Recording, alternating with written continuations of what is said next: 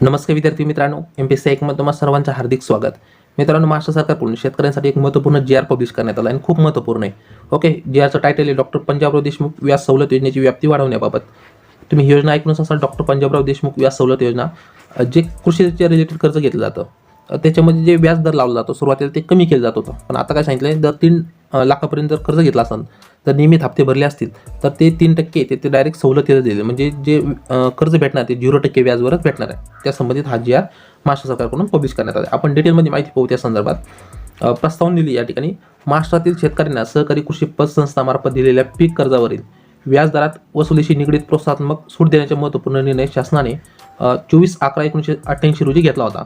शेतकऱ्यांना कृषी निविष्ठा खरेदीसाठी अल्पदराने पीक कर्ज मिळावे व या कर्जाची परतफेड मुदतीत व्हावी यासाठी कर्जाच्या व्याजदरात सवलत देण्याची योजना शेतकऱ्यांमध्ये अत्यंत लोकप्रिय झालेली आहे. नंतर शासनाने वेळोवेळी या योजनेमधील कर्ज मर्यादा व व्याजदरात सवलत यामध्ये सुधारणा केली असून त्याचा तपशील पुढील प्रमाणे. सोप्या शब्दांमध्ये ही जी योजना वर्क करते डॉक्टर पंजाबराव देशमुख व्याज सवलत योजना, त्याच्यामध्ये अल्पदरामध्ये कर्ज उपलब्ध करून दिलं जातं. 1 ते 4 लाखाच्या दरम्यान. सुरुवातीला याची संख्या कमी होती किंवा ओके, आणि जे टक्केवारी होती 1 ते 3% दरम्यान होती. आता महाराष्ट्र सरकारकडून सरळ सांगण्यात आलं आहे की जे जर नियमित हप्ते भरले तर तुम्हाला त्याच्यामध्ये पूर्णपणे सूट देण्यात येईल. जे व्याजदर आहे त्याच्यावर पूर्णपणे सूट देण्यात येईल. ओके, ह्या ठिकाणी तुम्ही पाहू शकता. त्याबाबत हिस्ट्री दिलं आहे. 2 नोव्हेंबर 1991ला शासन निर्णय आला होता. त्याच्यामध्ये कर्ज मर्यादा 10,000ची होती. त्यावेळी ती संख्या कमी होती. ओके, आता त्याच्यामध्ये बदल झाला आहे. व्याजदर 4%. त्यानंतर 24 मे 1994ला 15,000पर्यंत कर्ज मर्यादा भेटत होती. ओके, त्याला व्याजदर होता 4%. त्यानंतर 26 एप्रिल 1999ला चेंज करण्यात आला. त्यावर कर्ज मर्यादा 25,000 दिले. व्याजदर 4% होते. त्यावेळी सवलत योजना वर्क करायला लागली. डॉक्टर पंजाबराव देशमुख व्याज सवलत योजना नामकरण केलं होतं त्यावेळी त्या योजनेचं. त्यानंतर चौथं बघा, 11 जून 2007मध्ये 25,000 ते 3 लाखापर्यंत कर्ज दिलं जातो. त्याला वेगवेगळे व्याजदर होते. 25,000पर्यंत घेतलं तर 4% आणि 25,000च्या पुढे 3 लाखपर्यंत घेतलं तर 2% हा व्याजदर लावला जात होता. नंतर 28 जून 2010ला 50,000 ते 3 लाखादरम्यान कर्ज घेतलं तर 50,000पर्यंत 4% आणि जर 50,000 ते 3 लाखच्या दरम्यान असं कर्ज तुमचा पीक कर्ज म्हणतो आपण, ते 2% व्याजदर लावला जाता. आधी याच्यामध्ये वेगवेगळ्या बँका समाविष्ट होत्या. राष्ट्रीयकृत बँका, ग्रामीण बँका, खाजगी बँका यांचा समावेश याच्यामध्ये होता. त्याचप्रमाणे इतर सुद्धा माहिती दिली. शेवटचं आपण पाहू, 3 डिसेंबर 2012ला ज्यावेळी शेवटची अपडेट होती त्यामध्ये 1 लाखापर्यंत जर कर्ज असेल तर 3% व्याजदर दिला जात होता आणि 1 ते 3 लाख दरम्यान असेल तर 1% हा व्याजदर त्या ठिकाणी लावला जात होता. त्यानंतर ओके, या ठिकाणी तुम्हाला आपण माहिती पाहिली. आता सवलत कशी होती याच्यामध्ये, तर सुरुवात या ठिकाणी पाहू शकता. जर 1 लाखपर्यंत कर्ज असेल तर 3% राज्य शासनाचं व्याजदर सवलत होती याच्यामध्ये आणि एकूण व्याजदर होता 6%. आता शेतकऱ्यांना उपलब्ध परिणामकारक व्याजदरामध्ये 0% याच्यामध्ये येत होतं. त्यानंतर ह्या ठिकाणी तुम्ही पाहू शकता 1 ते 3 लाखादरम्यान कर्ज असेल तर शासनाच्या व्याजदरामध्ये सवलत 1%च होते. म्हणजे पूर्ण किती होतं, 4% होतं. त्याच्यामध्ये 1% शासनाकडून होतं आणि केंद्र शासनाकडून 3% होते. ओके, आणि जे व्याजदर लावला होता 2%.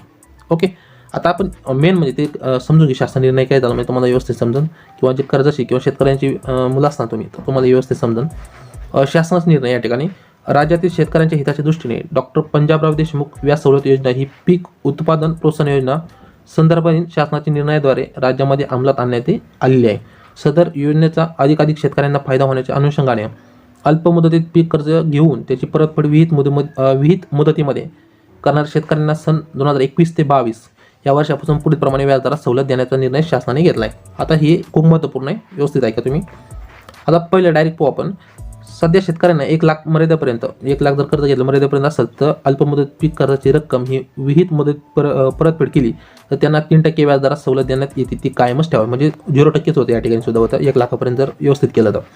त्यात दुसरं म्हणजे 1 लाख ते 3 लाख जर कर्ज मर्यादा असेल शेतकऱ्यांची, त्याच्यामध्ये तुम्ही पाहिलं असेल परतफेड जर केली असेल योग्यरित्या किंवा योग्य हप्ते भरले असेल तर 1%पर्यंत व्याजदरात सवलत देण्यात येत होते.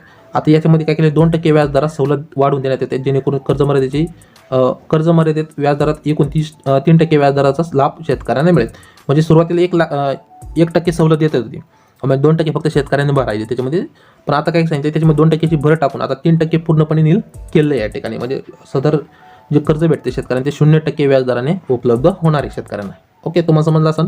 आता जे जर व्यवस्थित हा हप्ते 3 लाखापर्यंत जर लोन घेतला असेल तुम्ही आणि हप्ते जर व्यवस्थित वेळेवर भरले असतील 6 महिने किंवा ओके त्रैमासिक म्हणतो आपण, तर तुम्हाला जे कर्ज भेटले ते 0% व्याजाने भेटणार. म्हणजे तुम्हाला फक्त मुद्दलच भरायची त्या ठिकाणी. तुम्ही पीक कर्ज असेल किंवा काही असेल, जे अवजार घ्यायचे ट्रॅक्टर असेल किंवा जे अवजार असेल नांगरट असेल, ओके नांगरणी करण्यासाठी, तर ते डायरेक्ट तुम्हाला वस्तू कोणती असं नका, पण तुम्हाला ते लोन 0% दराने उपलब्ध होणार आहे. ओके, तर शेतकऱ्यांसाठी योजना खूप महत्त्वपूर्ण आहे.